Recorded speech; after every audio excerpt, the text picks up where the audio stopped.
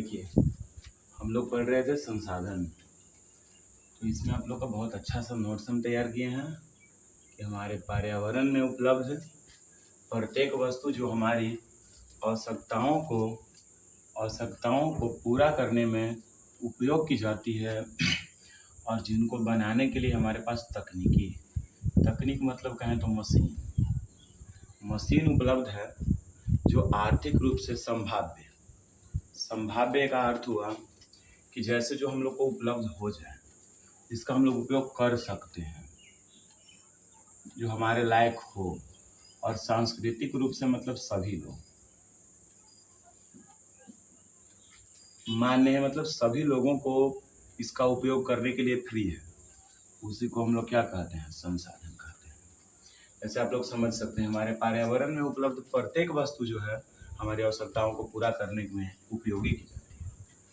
और जिसको बनाने के लिए हमारे पास तकनीक का अर्थ हुआ मशीन हो, जो आर्थिक रूप से संभाव्य हो माने जो हमको जैसे ज़रूरत हो सकता है, हम जिसको प्राप्त कर सकते हैं। कोई चीज़ ऐसा होता है जिसको हम प्राप्त ही नहीं कर सकते, वो आपका संभाव्य नहीं होगा। संभाव्य का अर्थ हुआ जो हमको उपयोग में ला सकते हैं जिसको। और सांस्कृतिक रूप से माने सभी लोग करते हैं, उसी को संसाधन कहा जाता है। जैसे में बहुत सारा चीज़ हो सकता है, जैसे हो गया पानी, हवा, और जैसे हो गया पृथ्वी, गाय, सभी हम लोग का क्या है? संसाधन। समझ में आ रहा होगा? बहुत आसान है। चलिए देखते हैं आगे देखिए, आगे हम लोगों को पढ़ना है संसाधन के वर्गीकरण। ध्यान दिया जाए, हम लोग को पढ़ना है संसाधन का वर्गीकरण मतलब संसाधन के प्रकार, इस संसाधन को कितने भागों में बांटा गया है। हम लोग आगे पढ़ेंगे संसाधन के प्रकार। ध्यान दीजिएगा, देखिए संसाधन के प्रकार क्या है। देखिए लिखा गया है संसाधनों के प्रकार 4 आधार पर बताया गया है। संसाधनों के प्रकार 4 आधार पे देख सकते हैं। पहला है उत्पत्ति के आधार पे। उत्पत्ति के आधार पे मतलब जन्म लेने के आधार पे संसाधन 2 प्रकार के, मतलब उत्पत्ति माने उसका उत्पन्न होना, या तो होंगे जैव या तो होंगे अजैव। जैव कहें तो जो जीवित रहते हैं। आगे हम आप लोगों को परिभाषा बताएंगे जैव और अजैव की। ये जैव और अजैव क्या होता है आगे आप लोग इसमें पढ़िएगा। जैव अजैव, जैव का अर्थ होता है जो जीवित होता है, अजैव का अर्थ जो जीवित नहीं होता है अर्थात निर्जीव होता है। आगे आपको पढ़ना है समावयवता के आधार पर। समावयवता के आधार पे नवीकरणीय योग्य संसाधन और अनवीकरणीय योग्य संसाधन। तो देखिए नवीकरणीय का अर्थ होता है जो बार बार नया अपने आप बन रहा है। नवीकरणीय का अर्थ हुआ जो नया बन रहा है। और अनवीकरणीय का अर्थ हुआ कि जो बन सकता है लेकिन बहुत समय लगेगा। बहुत समय जिसमें लगेगा वो आपका हो जाएगा अनवीकरणीय संसाधन। आगे देख सकते हैं तीसरा स्वामित्व के आधार पर। स्वामित्व का अर्थ होता है मालिक। और समावयवता का अर्थ होता है कि कब कब कैसे वो मतलब बार बार बनेगा या ना बनेगा, उसका उत्पन्न करने का तरीका किस प्रकार से है, मैंने उसको बनाने का तरीका। ध्यान दीजिए आगे उसमें था 2 प्रकार, नवीकरणीय और अनवीकरणीय। स्वामित्व के आधार पर 4 प्रकार के होते हैं। पहला है व्यक्तिगत संसाधन। व्यक्तिगत का मतलब हुआ जो किसी खास व्यक्ति का अपना हो, जैसे मेरा कलम हो गया, मेरा बोर्ड हो गया, जो भी कहिए एक प्रकार का व्यक्तिगत, या जैसे कह सकते हैं आप मेरा घर, आपका घर, सब व्यक्तिगत संसाधन है। सामुदायिक का अर्थ होता है जो पूरा समूह के लिए है। समूह के लिए जैसे हो गया गली, गांव की गली जो होती है, या जो लाइट लगाया जाता है वो एक प्रकार के समूह का होता है। या हम लोग समूह में मिलकर कोई सामान को खरीदते हैं, जैसे बर्तन ये सभी रखा जाता है, तो एक प्रकार की सामुदायिक हो गया। या गांव के चापाकल। आगे देखिए राष्ट्रीय संसाधन। राष्ट्रीय संसाधन भी सभी के लिए है। इसमें क्या हो रहा है कि जो सरकार द्वारा उपलब्ध कराया गया है, जैसे स्कूल आपका राष्ट्रीय संसाधन होगा, जिसको हम सभी लोग यूज कर सकते हैं वो राष्ट्रीय। जिसको पूरा समाज यूज करेगा समुदाय, जिसको कोई खास व्यक्ति यूज करेगा व्यक्तिगत। लेकिन राष्ट्रीय वो होता है जिसको सभी लोग, एक राष्ट्र के, पूरा देश के लोग जिसको यूज कर सकते हैं उसको कहेंगे राष्ट्रीय। देखिए घर था, एक घर का यूज करेगा तो व्यक्तिगत, पूरा घर मिल के यूज करेगा ढेर सारा घर तो समुदाय, इसमें ढेर सारा गांव पूरा देश मिल के यूज करेगा तो राष्ट्रीय। ये देखिए अपना घर, ये पूरा हो गया एक प्रकार के गांव, ये हो गया आपका पूरा देश, और ये हो गया देश से आगे अंतरराष्ट्रीय, मतलब विदेश के लोग भी जिसका यूज कर सकते हैं। अब देखिए जैसे घर हुआ, गांव के कोई भी समान सामुदायिक संसाधन, स्कूल हो गया, खेलने के लिए जो गार्डन क्या जिसको हम लोग कहते हैं क्रिकेट ग्राउंड, वो भी एक प्रकार का राष्ट्रीय हो गया। और कह सकते हैं जैसे ताजमहल प्रकार के राष्ट्रीय संसाधन है। और अंतर्राष्ट्रीय संसाधन वही होता है जो समुद्र तट से 200 किलोमीटर की बाद हो। समुद्र तट से, जैसे मान लीजिए कि भारत एक देश है, भारत मान लीजिए ऐसा देश है, भारत है, अगर इसके 200 किलोमीटर आगे अगर समुद्र में जाइएगा, ये सब समुद्र है, 200 किलोमीटर आगे का क्षेत्र जो हो जाता है वो आपका हो जाता है, 200 किलोमीटर आगे का क्षेत्र हो जाएगा अंतरराष्ट्रीय संसाधन। अब देखिए आप लोग आगे आगे आपको देखना है, आगे इसमें है विकास के आधार पर। ध्यान देना है विकास के आधार पर संसाधन कितने प्रकार के होते हैं। विकास के स्तर पर संसाधन 4 प्रकार के, संभावी संसाधन, विकसित संसाधन, भंडार संसाधन और संचित कोष संसाधन। ध्यान दीजिए संभावी क्या होता है। संभावी का अर्थ होता है जिसका हम लोग उपयोग कर रहे हैं, उपयोग अभी किया जा रहा है।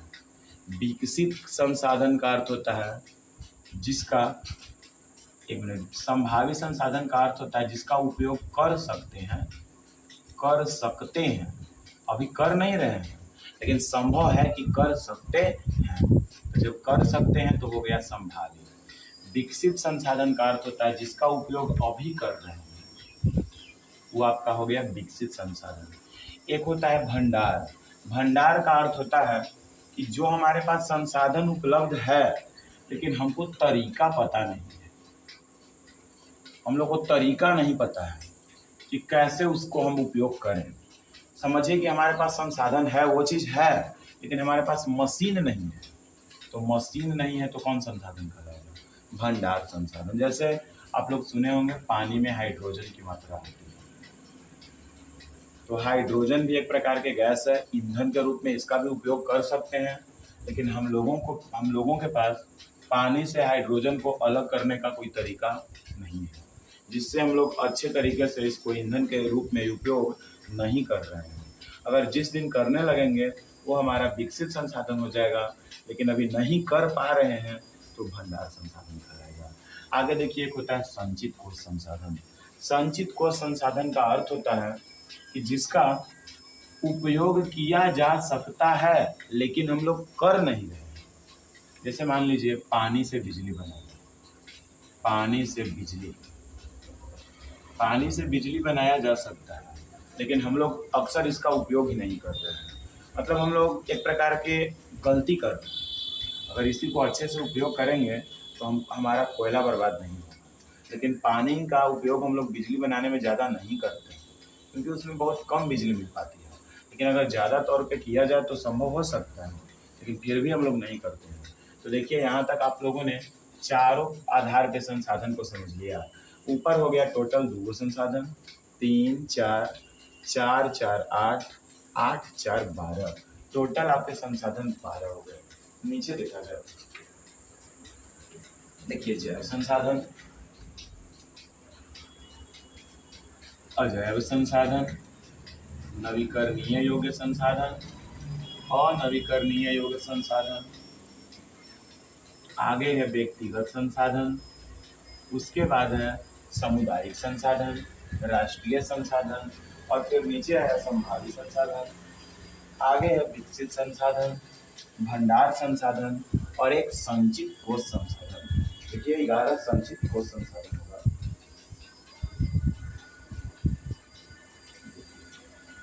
संचित कोष संसाधन। टोटल आप लोग संसाधन के प्रकार यहाँ तक समझते हैं। अब हम लोगों को आगे बढ़ना है कि उत्पत्ति के आधार पर संसाधन कौन कौन से हैं और किसे कहते हैं। तो देखिए ध्यान दीजिए,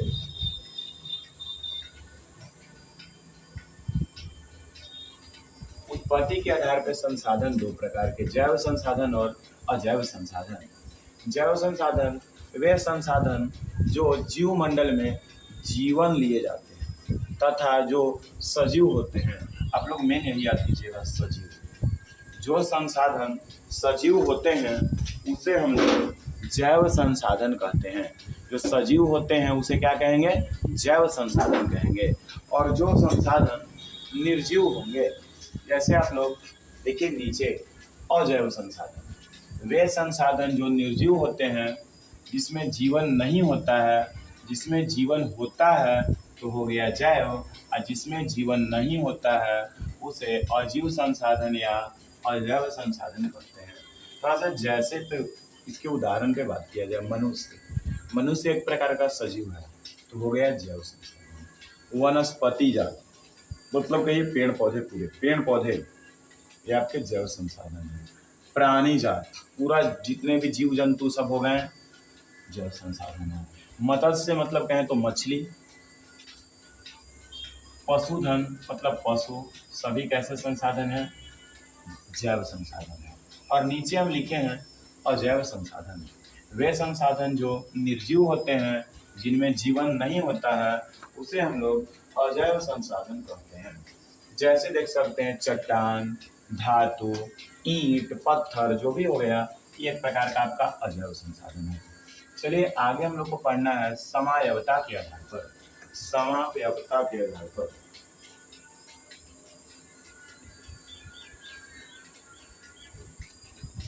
समाप्यता के आधार पर संसाधन दो प्रकार के होते हैं, नवीकरणीय योग्य संसाधन और अनवीकरणीय योग्य संसाधन।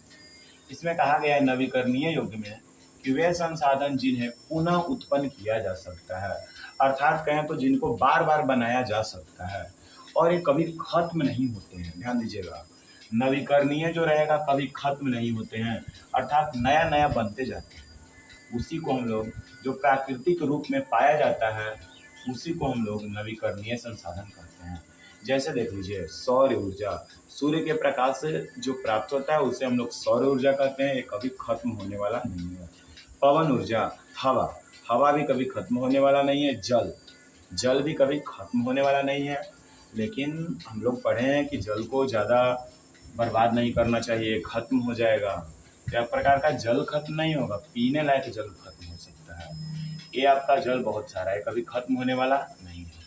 हाँ, पीने लायक जल जिसको पेयजल बोलते हैं वो आपका खत्म हो सकता है। आगे है वन भी खत्म नहीं हो सकता है, लेकिन हम लोग उसको काट काट के खत्म कर रहे हैं।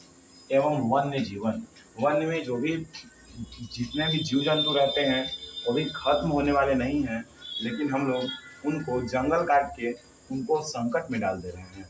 तो खत्म हो सकते हैं लेकिन अपने से ये सब खत्म होने वाले नहीं हैं। तो समझ सकते हैं नवीकरणीय योग्य संसाधन। वन भी अपने आप बढ़ते जाता है, जल्दी जल्दी बढ़ता है, ये भी एक प्रकार का नवीकरणीय संसाधन है, लेकिन धीरे धीरे हम लोग इसको अनवीकरणीय की ओर ले जा रहे हैं। ध्यान दीजिएगा, जो आपका वन है इसको हम लोग धीरे धीरे अनवीकरणीय की तरफ ले जा रहे हैं। देखिए दूसरा, अनवीकरणीय योग्य संसाधन वे संसाधन जिन्हें बनने में लाखों करोड़ों वर्ष लग जाते हैं, उन्हीं को हम लोग अनवीकरणीय संसाधन कहते हैं। मतलब बनाने में बहुत समय लग रहा है, करोड़ों वर्ष लगते हैं, ये दोबारा उत्पन्न नहीं किए जा सकते हैं, कभी भी खत्म हो सकते हैं। जैसे धातुएं तथा जीवाश्म ईंधन, या आप एक अच्छा एग्जाम्पल इसका कह सकते हैं पेट्रोलियम। कहा जा रहा है कि 2030 के आसपास तक पूरा पेट्रोलियम खत्म हो जाएगा, सभी जगह से पेट्रोल डीजल बनना बंद हो जाएंगे और हम लोग संकट में पड़ सकते हैं। तो देखिए पेट्रोलियम भी कभी भी खत्म हो सकता है, लेकिन इसका एक लिमिट रखा गया है कि 2030 तक अभी चलेगा। तो समझिए कि पेट्रोलियम भी हमारा कैसा संसाधन है, अनवीकरणीय संसाधन है। देखिए समाप्यता माने समाप्त होने के आधार पर, समाप्त होने के आधार पर इसको हम लोग दो प्रकार में पढ़ लिए। आगे देखिए, आगे हम आप लोग को बताते हैं, ध्यान दीजिए। आगे हम लोग को देखना है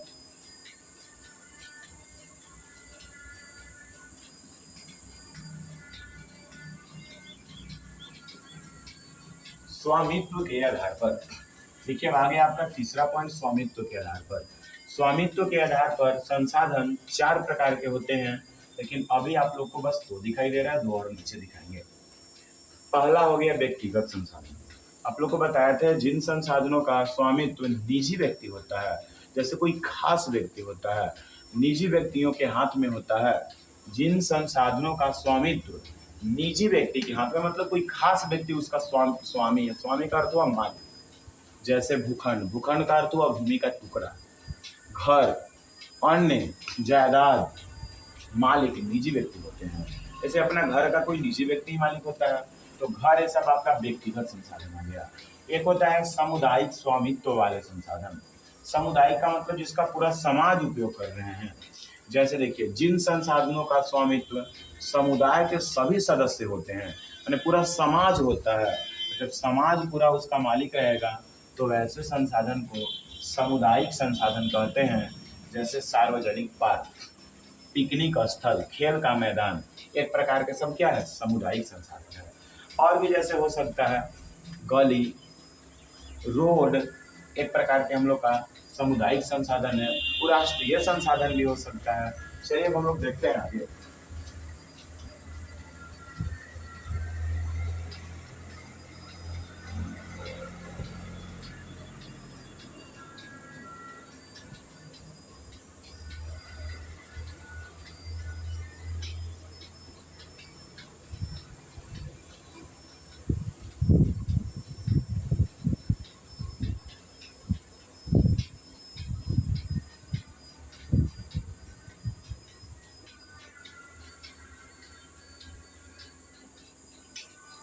हाँ देखिए, आगे आगे हम लोग का राष्ट्रीय संसाधन।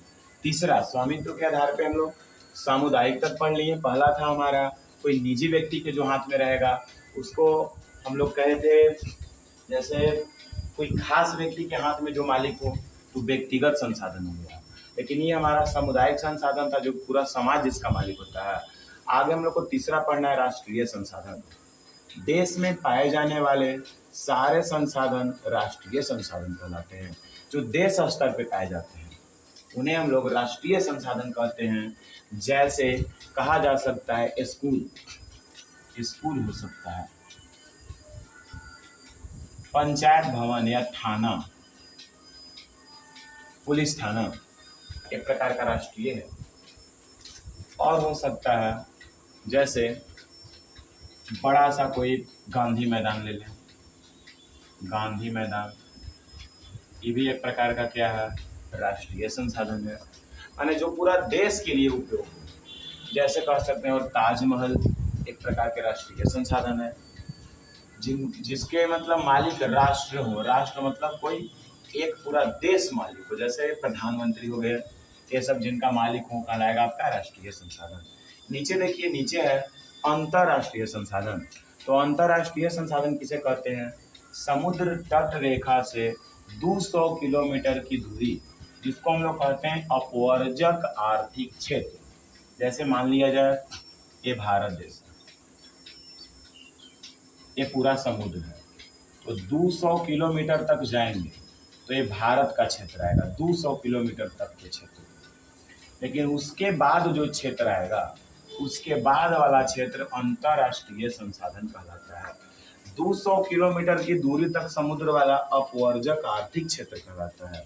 लेकिन उससे परे, परे का मतलब हुआ आगे, खुले महासागरीय संसाधन को अंतरराष्ट्रीय संसाधन कहा जाता है।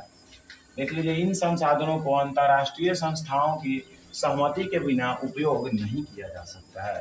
जैसे किसी भी देश के, मान लीजिए भारत देश है, किसी भी देश के अगर जो मछुआरे होते हैं मछली पकड़ने जाते हैं, वो ज़्यादा से ज़्यादा 200 किलोमीटर की दूरी तक समुद्र में जा सकते हैं। इससे आगे जाने के लिए हम लोग को अंतरराष्ट्रीय जो संस्था है इससे परमिशन लेना पड़ेगा। तो समझ सकते हैं किसी भी देश के 200 किलोमीटर के अंदर जो रहेगा समुद्र में, यानी 200 किलोमीटर देश वाले आगे बढ़ सकते हैं समुद्र में, तो उसी को हम लोग कहेंगे अपवर्जक आर्थिक क्षेत्र।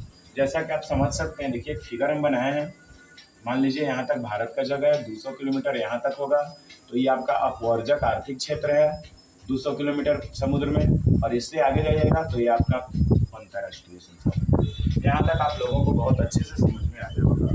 एक संसाधन का टाइप और बच गया, ध्यान दीजिए, विकास के आधार पर, विकास के आधार पर ध्यान देना है। विकास के आधार पर संसाधन 4 प्रकार के होते हैं। हमने आप लोग को बताया, पहला था संभावी संसाधन, दूसरा था विकसित संसाधन, तीसरा था भंडार संसाधन, और चौथा था संचित कोष संसाधन। तो देखना हम लोग एक एक करके चारों का परिभाषा देखते हैं, ध्यान दीजिए। सबसे पहली बात आपका पहला है संभावी संसाधन।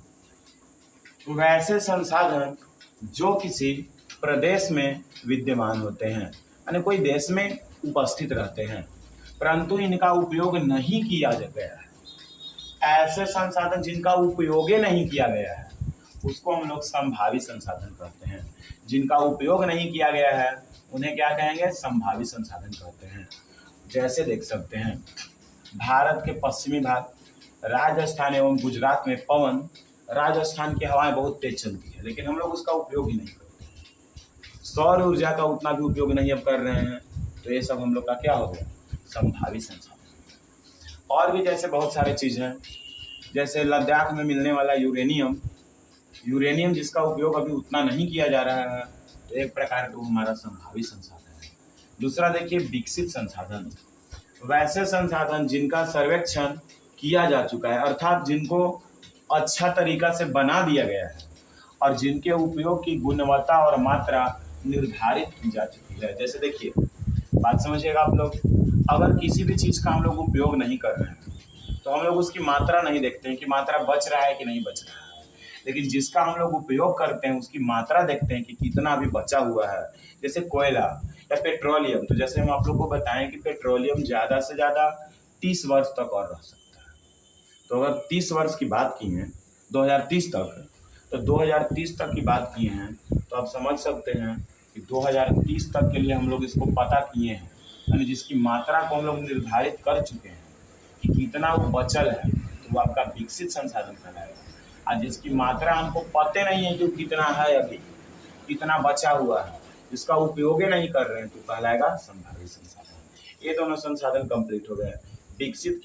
विकास के आधार पर 4 प्रकार के होते हैं, और 2 प्रकार के संसाधन हम आपको बता रहे हैं। देखिए अगला है आपका भंडार संसाधन। तो भंडार संसाधन का अर्थ बताए थे कि जैसे हम लोग जिसका यूज नहीं कर रहे हैं, जैसे देखिए संसाधन जिनका सर्वेक्षण किया जा चुका है, पता किया जा चुका है, परंतु प्रौद्योगिकी के अभाव में जिनका उपयोग नहीं किया जा सकता है। हमारे पास प्रौद्योगिकी का अभाव है, मतलब मशीन का अभाव है। हम लोग जान रहे हैं कि वैसे संसाधन हो सकते हैं, लेकिन मशीन का अभाव है, इसलिए हम इसका उपयोग नहीं कर सकते हैं। उसी को हम लोग भंडार संसाधन कहते हैं। जैसे देख सकते हैं, जल में ज्वलनशील गैस जो हाइड्रोजन है और ऑक्सीजन मिले हुए हैं, लेकिन हम लोगों को अलग करने का तरीका नहीं पता है, इसलिए हम लोग इसको भंडार संसाधन में रखते हैं, इसका उपयोग नहीं कर रहे हैं। अगर जिस दिन हमारे पास प्रौद्योगिकी उपलब्ध हो जाएगा तो फिर हम लोग इसका उपयोग करने लगेंगे, तो हम इसको फिर विकसित संसाधन में लेके चले जाएंगे, लेकिन अभी ये हमारा भंडार संसाधन है। अब सबसे लास्ट संसाधन आपका संचित कोष बचा हुआ है। इसमें आप लोग को बताए थे कि ये भी एक प्रकार के भंडार जैसा ही होता है। देखिए लिखा हुआ है, वैसे संसाधन जो भंडार का ही एक हिस्सा है और जिनका उपयोग उपलब्ध तकनीकी द्वारा किया जा सकता है, परंतु जिनका उपयोग अभी शुरू नहीं किया गया है, जैसे बांधों में जल, वन आदि संचित कोष। देखिए समझिएगा ध्यान से, हम जैसे बोल रहे हैं कि हम लोग को पता है कि हम लोग ऐसे करेंगे तो ये संसाधन काम में आ सकते हैं। बांधों में जल का अर्थ हुआ कि जल से बिजली बनाना। जल से बिजली बनाना हम लोग बना सकते हैं, लेकिन हम लोग ऐसा नहीं कर रहे हैं, खुद को मेहनत से बचा रहे हैं, मेहनत से रोक रहे हैं, तो एक प्रकार का संचित कोष हो गया है। देखिए भंडार ऐसा हो गया जिसको हमारे पास प्रौद्योगिकी का अभाव है, लेकिन संचित कोष हो गया कि हमारे पास सब कुछ है फिर भी नहीं कर रहे हैं, आराम के लिए कि नहीं हमको भार पड़ेगा नहीं कर रहे हैं, तो आपका संचित कोष हो जाता है। तो देखिए यहाँ तक हम लोगों ने पूरा पढ़ लिया कि संसाधन क्या होते हैं, किसे कहते हैं, और संसाधन कितने प्रकार में बांटा गया है। हम टोटल इसके 4 आधार को देखेंगे, और जो भी अभी तक हम लोग देखे हैं सब हम लोग का प्राकृतिक संसाधन के तहत आता है। जो भी अभी तक हम लोगों ने पढ़ा टोटल कैसा संसाधन है, प्राकृतिक संसाधन है, ध्यान दीजिएगा।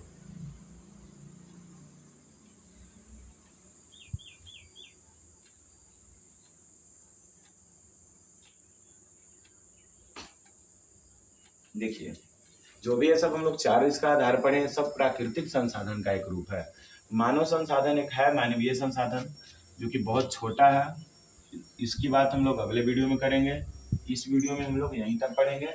चलिए तो ठीक है।